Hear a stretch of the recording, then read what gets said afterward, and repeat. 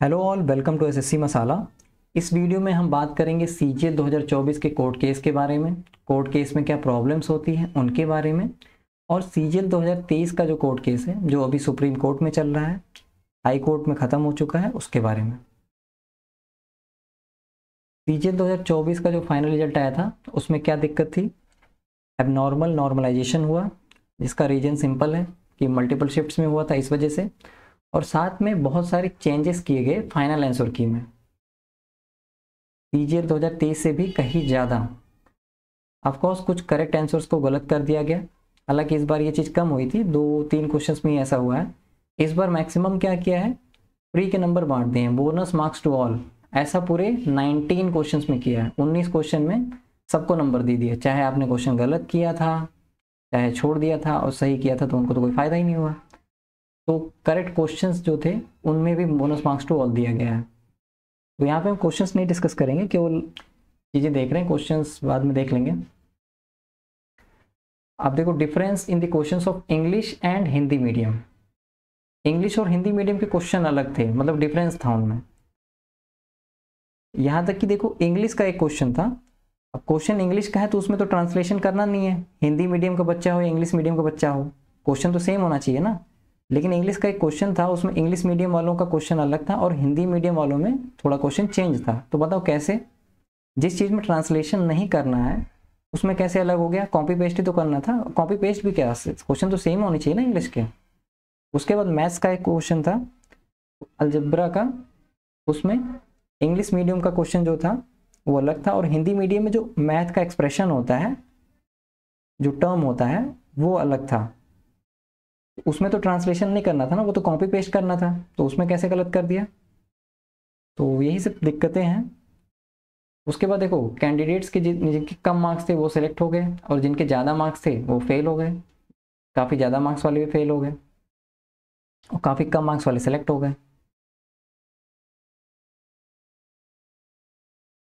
तो देखो करेंटली जो अभी केस है सीजीएल 2024 का, ये चल रहा है कैट में।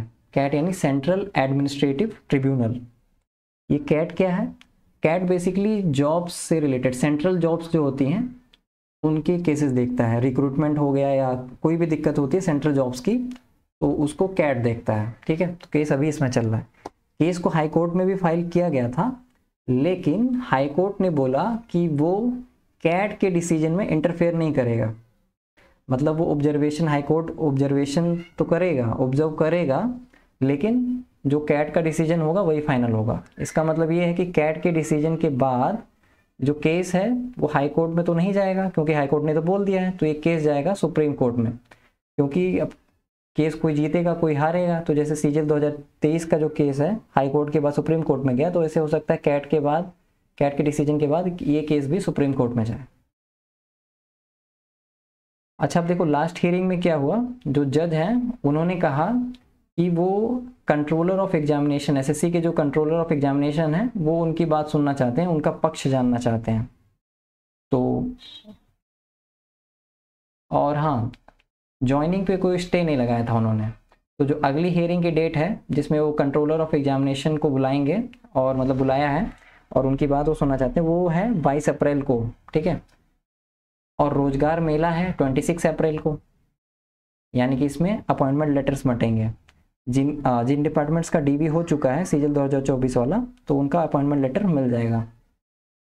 तो देखो अगर 22 अप्रैल को स्टे लग जाता है, अगर स्टे लग गया तब तो अपॉइंटमेंट लेटर नहीं बटेगा, लेकिन अगर स्टे नहीं लगा तो 26 अप्रैल को अपॉइंटमेंट लेटर मिल जाएंगे। अच्छा देखो, अगर ज्वाइनिंग हो जाती है तो ज्वाइनिंग से इफेक्ट क्या पड़ता है कोर्ट केस पे? इफेक्ट ये पड़ता है कि जज पे प्रेशर पड़ता है। हालांकि अपॉइंटमेंट लेटर्स में लिखा होगा कि आपका जो ज्वाइनिंग है वो प्रोविजनल है और वो कोर्ट केस के फैसले पे डिपेंड करता है, लेकिन फिर भी जज पे प्रेशर तो पड़ता ही है। अब देखो कोर्ट केस में प्रॉब्लम्स क्या होती हैं। पहली प्रॉब्लम है, देखो इंडिपेंडेंट कमिटी ही फॉर्म नहीं की जाती है ना, न्यूट्रल सब्जेक्ट एक्सपर्ट्स को इन्वॉल्व नहीं किया जाता है। जो एनालिसिस होती है वो एसएससी के सब्जेक्ट एक्सपर्ट ही करते हैं। तो ये तो वैसा ही हुआ ना कि किसी ने क्राइम किया है या किसी पे क्राइम का इल्ज़ाम लगा है, और आप उसी से कहें कि आप खुद ही अपना केस इन्वेस्टिगेट करिए और बताइए कि आपने क्राइम किया है कि नहीं किया है। तो कुछ ऐसा ही मामला है यहाँ पे। और देखो कोर्ट जो है ना मोस्टली एग्री कर जाती है, मतलब जो भी सब्जेक्ट एक्सपर्ट का जो भी रिपोर्ट होता है कोर्ट उसको ज़्यादातर मान जाती है, क्योंकि कोर्ट का कहना है कि कोर्ट सब्जेक्ट एक्सपर्ट नहीं है। उसके बाद कोर्ट जो है ना वो अपनी तरफ से कमिटी तभी बनाती है जब कोई एक्सट्रीम केस होता है। तो अब ये जो रिक्रूटमेंट के केसेस हैं इसको एक्सट्रीम मानते नहीं है कोर्ट, तो इसलिए अपनी तरफ से कमेटी नहीं बनाते हैं। सीजीएल 2023 में यही हुआ था। उसके बाद लैक ऑफ ट्रांसपेरेंसी है। अब एसएससी के एक्सपर्ट जो हैं ये जो रिपोर्ट सबमिट करते हैं उसको पब्लिक नहीं किया जाता है, उसको सिंपली सील कर दिया जाता है, कोर्ट उसको सील कर देती है। ठीक है, केवल वो चीज़ें जो कोर्ट में डिस्कस की जाती हैं वही चीज़ें कोर्ट ऑर्डर में लिखी होती हैं। ठीक है, तो हमें फुल एक्सप्लेनेशन कभी नहीं मिल पाता, और जो क्वेश्चंस मतलब टाइम की कमी की वजह से जो क्वेश्चन डिस्कस नहीं हुए कोर्ट में उनका एक्सप्लेनेशन तो बिल्कुल भी नहीं मिलता है। ठीक है, अब देखो मैं समझता हूँ कि सब्जेक्ट एक्सपर्ट की जो प्राइवेसी या सिक्योरिटी के बारे में, तो ऐसा भी तो किया जा सकता है ना कि जो रिपोर्ट है उसमें सब्जेक्ट एक्सपर्ट्स का नाम रिमूव कर दिया जाए, नाम रिमूव करके बाकी पूरी रिपोर्ट को पब्लिक कर सकते हैं। लेकिन अब क्या ही गए, बाकी मनी प्रॉब्लम होती है। अब देखो आपको पता है बच्चों के पास इतने पैसे तो है नहीं, तो अच्छे एडवोकेट्स वो कैसे करेंगे, और ऐसा मान लो कर भी लिया तो केस एक दो दिन तो चलता नहीं है, कई दिन चलता है। तो तारीख पे तारीख मिलती रहेगी तो बच्चे अच्छा एडवोकेट कैसे रख पाएंगे। अब सीजीएल 2023 कोर्ट केस का अपडेट देख लेते हैं जो भी अब तक हुआ है। तो देखो अभी कोर्ट केस चल रहा है सुप्रीम कोर्ट में, और ये कब तक चलेगा मुझे नहीं पता। ठीक है, हाई कोर्ट में क्या हुआ था, हाई कोर्ट में देखो जब ये केस शुरू हुआ था तो अपील की गई थी कि एक इंडिपेंडेंट कमिटी बनाई जाए, है ना, लेकिन जज ने सिंपली मना कर दिया था। फिर वही कोर्ट ने एसएससी को बोला कि आप एक कमेटी बनाइए अपने सब्जेक्ट एक्सपर्ट्स की और रिपोर्ट को सबमिट करिए। तो एसएससी ने रिपोर्ट सबमिट की और बोला कि कुछ भी गलत नहीं है, सब सही है। ठीक है, तो जैसा कि मैंने पहले बोला था कि कोर्ट ज़्यादातर मान जाती है कि जो भी कमीशन होता है या यूपीएससी और एसएससी को, तो उसकी जो भी रिपोर्ट होती है वो ज़्यादातर कोर्ट मान लेता है रिपोर्ट को।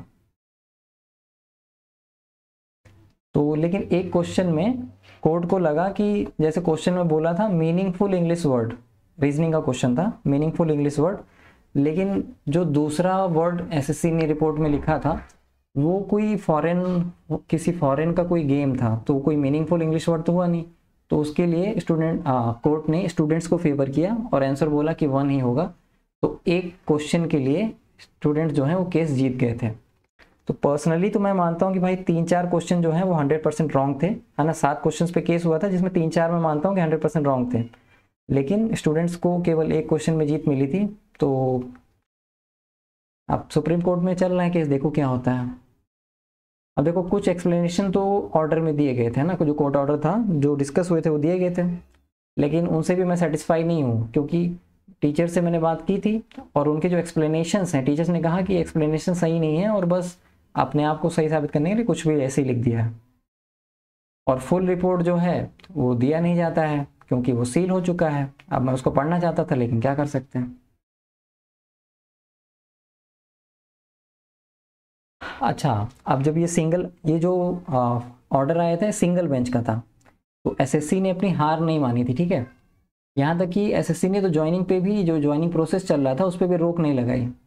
तो कोर्ट ऑर्डर के बाद भी ज्वाइनिंग प्रोसेस पे रोक नहीं लगाई, तो ये कंटेम्प्ट ऑफ कोर्ट था। ठीक है, कोर्ट की बात नहीं मानी थी एसएससी ने, तो इसके लिए एसएससी चेयरमैन को बुलाया था, कोर्ट ने डांट भी लगाई थी। तो उसके बाद उन्होंने फिर ज्वाइनिंग रोक दी थी। फिर केस गया डबल बेंच के पास। डबल बेंच में यानी कि 2 जज बैठते हैं, तो वहाँ पे एसएससी ने बोला कि उन्होंने डिक्शनरी में एक और वर्ड ढूंढ लिया है, यानी कि जो एक क्वेश्चन के लिए एसएससी ने स्टूडेंट्स को फेवर किया था वहाँ पे एसएससी बोल रही कि हमने डिक्शनरी में एक और वर्ड ढूंढ लिया है। मतलब ये मजाक चल रहा है। तो डबल बेंच ने क्या बोला, डबल बेंच ने बोला कि सिंगल बेंच के वापस जाओ, सिंगल बेंच के पास वापस जाओ और इसको रिव्यू कराओ। तो इसके बाद क्या हुआ पता नहीं, सिंगल बेंच के पास गए कि नहीं गए, मतलब डिनाई कर दिया, मतलब सिंगल बेंच ने डिनाई कर दिया कि एसएससी गई ही नहीं सिंगल बेंच के पास। तो ये मुझे नहीं पता, बस अभी केस जो है वो चल रहा है सुप्रीम कोर्ट में। तो अब जो होगा वो देखा जाएगा। बाकी अपडेट्स के लिए आप मेरा टेलीग्राम चैनल भी ज्वाइन कर सकते हैं, लिंक मैंने डिस्क्रिप्शन बॉक्स में दे दिया है। अगर लिंक काम नहीं करता है तो आप सिंपली सर्च करिए टेलीग्राम पे SSC मसाला, आपको चैनल मिल जाएगा।